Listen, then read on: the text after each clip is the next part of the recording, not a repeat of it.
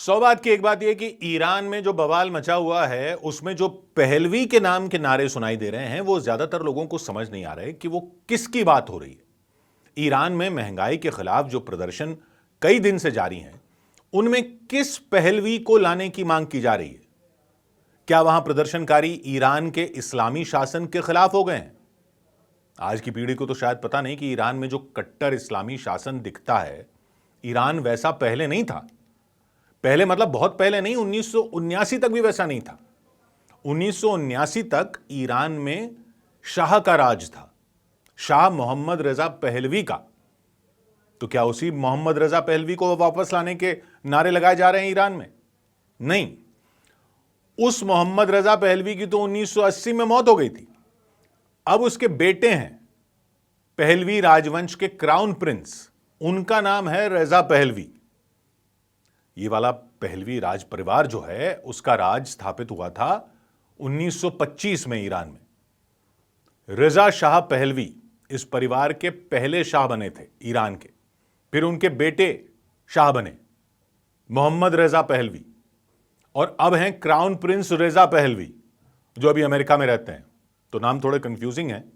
पहले थे रजा शाह पहलवी, फिर मोहम्मद रजा पहलवी, अब हैं रजा पहलवी। तो अब जो ईरान की राजधानी तेहरान की सड़कों पर हजारों लोग इकट्ठा हुए दिख रहे हैं, पुलिस की गाड़ियां सायरन बजा रही हैं, गोलियां चल रही हैं, लेकिन लोग नहीं रुक रहे और आवाजें आ रही हैं कि शाह को वापस लाओ, मौत हो इस तानाशाही की। वो नारे अमेरिका में रह रहे रजा पहलवी के समर्थन में लग रहे हैं। ईरान कह रहा है कि यह सब अमेरिका की शह पर करवाया जा रहा है, लेकिन पश्चिमी मीडिया की खबरें कहती हैं कि लोग अर्थव्यवस्था की बर्बादी से तंग आ चुके हैं, महिलाओं के अधिकारों के लिए लड़ रहे हैं। जैसे प्रदर्शन हिजाब का विरोध करने वाली महसा अमीनी की मौत के बाद शुरू हुए थे। लेकिन अब यह सिर्फ अर्थव्यवस्था में सुधार, महंगाई या अधिकारों की बात नहीं रह गई है। कह रहे हैं कि यह पूरे सिस्टम को उखाड़ फेंकने की मांग है, क्योंकि ईरान ऐसा नहीं था। ईरान पश्चिम एशिया का सबसे मॉडर्न समाज माना जाता था। ये ईरान, आज वहां बुर्के दिखते हैं, वहां महिलाएं स्कर्ट में थीं, पश्चिमी कपड़ों में घूमती दिखती थीं। और थोड़ा और पहले की बात करें तो 1921 में वहां कजर राज परिवार का राज था, और एक फौजी अफसर थे वहां की फौज में, नाम था रजा खान। कहते हैं कि ब्रिटेन की ईरान के तेल पर नजर थी, तो ब्रिटेन की मदद से रजा खान ने वहां तख्ता पलट कर दिया 1921 में, और वो पहले वहां के प्रधानमंत्री बने। 1925 में ईरान के शाह बन गए, और पुराने फारस के राजवंश के नाम पर, एक पुराना फारस का राजवंश था पहलवी राजवंश, उसके नाम पर अपना राजवंश स्थापित किया, पहलवी राजवंश। और ब्रिगेडियर जनरल रजा खान जो थे वो बन गए रजा शाह पहलवी। लेकिन दूसरी वर्ल्ड वॉर आई, दूसरा विश्व युद्ध आया, तो ईरान के कई इलाकों पर ब्रिटेन और सोवियत संघ ने कब्जा कर लिया, क्योंकि आरोप था कि रजा शाह पहलवी ने जर्मनी के हिटलर से गठजोड़ कर लिया था। तो 1941 में रजा शाह पहलवी को गद्दी छोड़नी पड़ी, और उनका बेटा मोहम्मद रजा पहलवी, जो सिर्फ 21 साल के थे उस वक्त, वो नए शाह बन गए 1941 में। ये मोहम्मद रजा शाह पहलवी ही वो शाह हैं जिनकी बात की जाती है जब कहा जाता है कि आयतुल्ला से पहले शाह का राज था ईरान में, क्योंकि मोहम्मद रजा पहलवी का राज 1941 से 1979 तक रहा। वो स्विट्जरलैंड में पढ़े थे, पश्चिमी तौर तरीके जानते थे, दुनिया बदल रही थी, वो ईरान को आधुनिक बनाना चाहते थे, महिलाओं को वोट का अधिकार दिया, स्कूल बनवाए, फैक्ट्रियां लगाईं, जमीनें किसानों को बांटी गईं, इंडस्ट्री बढ़ाई गई। ईरान तेल से अमीर था तो शाह ने खूब पैसा बहाया, लेकिन ये तेल था तो अमेरिका की भी एंट्री हो गई। साल था 1951, 1951। ईरान में चुनाव में मोहम्मद मुजद्दिक प्रधानमंत्री चुने गए। जैसे अभी वेनेजुएला की कहानी लोगों को पता चल रही है, वैसा ही कुछ ईरान में हुआ। तब नए प्रधानमंत्री मोहम्मद मुजद्दिक का कहना था कि भाई जब तेल ईरान का है तो तेल कंपनियां ब्रिटेन की क्यों होंगी, उनको बाहर करो। ब्रिटेन और अमेरिका को जाहिर सी बात है ये पसंद नहीं आया। उनको सोवियत रूस का भी डर था, क्योंकि दुनिया दो धड़ों में बंट रही थी। एक अमेरिका का धड़ा, अमेरिका ब्रिटेन एक तरफ, और एक कम्युनिस्टों का धड़ा जिसमें सोवियत संघ था। अमेरिका को लगता था कि ईरान कम्युनिस्टों के हाथ में चला जाएगा। तो 1953 में कहते हैं अमेरिका की खुफिया एजेंसी CIA और ब्रिटेन की खुफिया एजेंसी MI6 ने मिलकर तख्ता पलट करवा दिया और शाह को फिर से ताकत दे दी। शाह अमेरिका के दोस्त बन गए।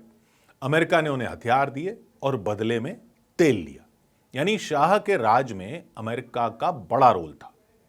वो शाह को सपोर्ट करता रहा, क्योंकि शाह पश्चिमी मानसिकता के माने जाते थे। इजराइल से भी उनकी दोस्ती थी और सोवियत संघ से दूरी बनाकर रखते थे। मतलब आज जिस इजराइल का सबसे बड़ा दुश्मन ईरान है, वो ईरान इस पूरे इलाके में इजराइल का सबसे करीबी हुआ करता था शाह के टाइम। लेकिन कहते हैं अमेरिका के साथ ये दोस्ती ईरान के लोगों को महंगी पड़ी। शाह की पुलिस क्रूर बताई जाती थी, विरोधियों को मारती थी, जेल में डालती थी, जैसे अभी आयतुल्ला की पुलिस क्रूर बताई जाती है। वहां के लोग इल्जाम लगाते थे कि शाह अमेरिका की कठपुतली हैं और शाह पर फिजूल खर्ची के बहुत आरोप लगते थे। शाह की रईसी की जैसे कोई सीमा ही नहीं थी। कहते हैं 1971 में शाह ने फारस साम्राज्य के 2500 साल पूरे होने पर दुनिया की सबसे महंगी पार्टी की, कि भाई फारस साम्राज्य था, उसके 2500 साल हो रहे हैं, एक बड़ी पार्टी हुई परसेपोलिस रेगिस्तान में। वहां टेंट सिटी बनाई गई, आलीशान 5 स्टार टेंट। फ्रांस से शेफ आए, 18 टन शाही खाना बना, 25,000 बोतल वाइन आई, बड़ी 2700 किलो मीट बना। दुनिया भर के राजा महाराजा बुलाए गए, 60 से ज्यादा आए। आज के पैसों में कहते हैं ये पार्टी 50 करोड़ डॉलर की थी, यानी लगभग 4,500 करोड़ रुपए की पार्टी हुई। देश के कई हिस्सों में लोग भूखे मर रहे थे, लेकिन शाह पर पैसा उड़ाने के आरोप लग रहे थे। एक गोल्डन हवाई जहाज की अफवाहें फैली। अफवाह थी कि शाह का प्लेन बोइंग 747 था, जिसमें सोने का सामान लगा था। ऐसा लग्जरी प्लेन था जो दुनिया में किसी के पास नहीं था। शाह उस प्लेन से दुनिया घूमते थे, महंगे से महंगे कपड़े पहनते थे। आरोप था उनके महल चमकते थे, लेकिन गांवों में गरीबी थी और ये खाई लोगों को चुभने लगी। लेकिन शहरों में शाह का ईरान एकदम चमकदार था।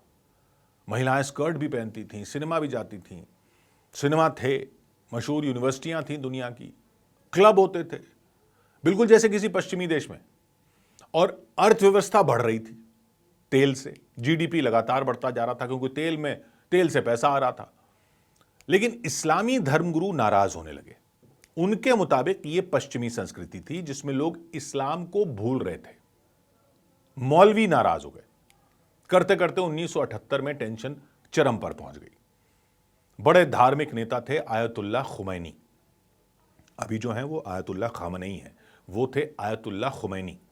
वो फ्रांस में निर्वासित थे, वो फ्रांस में रहते थे। लेकिन उनके भाषण टेप में रिकॉर्ड हो होकर ईरान में घूमते थे। वो शाह को तानाशाह बताते थे, अमेरिका का गुलाम बताते थे।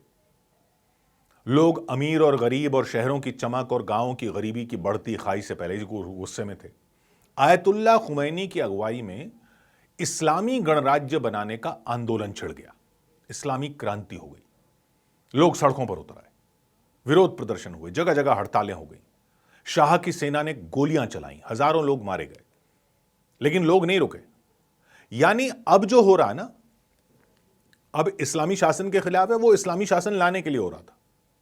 और उससे कहीं ज्यादा बड़े पैमाने पर प्रदर्शन हो रहे थे, जैसे अभी हो रहे हैं, उससे कहीं ज्यादा बड़े पैमाने पर पूरे ईरान में। और इसको इस्लामी क्रांति कहा गया। फिर जनवरी 1979 में शाह को ईरान छोड़कर भागना पड़ा। इतना विरोध हो गया। फरवरी में खुमैनी ईरान लौट कर आए फ्रांस से, और ईरान एक इस्लामी देश बन गया। यह 1979 की इस्लामी क्रांति थी।